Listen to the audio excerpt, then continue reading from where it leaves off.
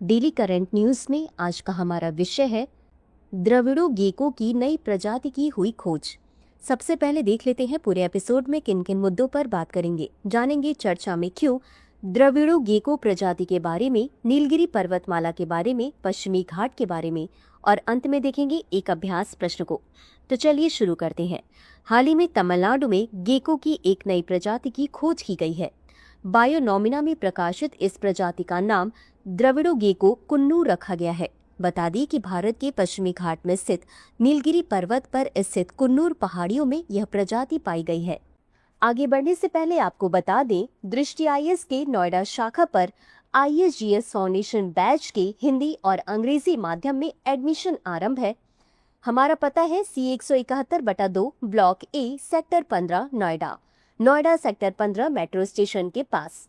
अधिक जानकारी के लिए संपर्क करें 8750187501 पर। आगे बढ़ते हैं खबर की तरफ। अब जान लेते हैं द्रविड़ों गेको प्रजाति के बारे में। कुन्नूर की गेको को द्रविड़ों गेको एनामेलेंसिस के नाम से जाना जाता है। पश्चिमी घाट में 8 अलग अलग द्रविड़ों गेको की प्रजातियां पाई जाती हैं।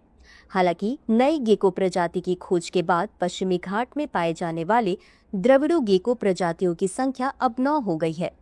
यह प्रजाति शहरी और प्राकृतिक दोनों तरह के आवासों में पाई जाती है। सर्वेक्षणकर्ताओं का मानना है कि नई खोजी गई प्रजाति द्रविड़ों गेको कुन्नूर संकटग्रस्त गेको प्रजाति भी हो सकती है। द्रविड़ों गेको की एकमात्र प्रजाति है जो पश्चिमी घाट के उच्च ऊंचाई वाले क्षेत्रों में पाई जाती है। अब जान लेते हैं नीलगिरी पर्वतमाला के बारे में। नीलगिरी भारत के दक्षिणी भाग में स्थित एक पर्वतमाला है। यह पर्वतमाला पश्चिमी घाट श्रृंखला का हिस्सा है। नीलगिरी पर्वत श्रृंखला तमिलनाडु, कर्नाटक और केरल तक विस्तृत है। यहाँ की सबसे ऊंची चोटी डोड्डा बेट्टा है जिसकी कुल ऊंचाई 2637 मीटर है। बता दें कि नीलगिरी, अनामलाई और पलानी पहाड़ियों में समशीतोष्ण वनों को शोला कहा जाता है। शोला शब्द तमिल शब्द कोलाई का अपभ्रंश रूप है जिसका अर्थ है ठंडा स्थान या जंगल। अब जान लेते हैं पश्चिमी घाट के बारे में। पश्चिमी घाट, जिसे सह्याद्री पहाड़ियों के रूप में भी जाना जाता है, वनस्पतियों और जीवों के अपने समृद्ध और अद्वितीय संयोजन के लिए जाना जाता है।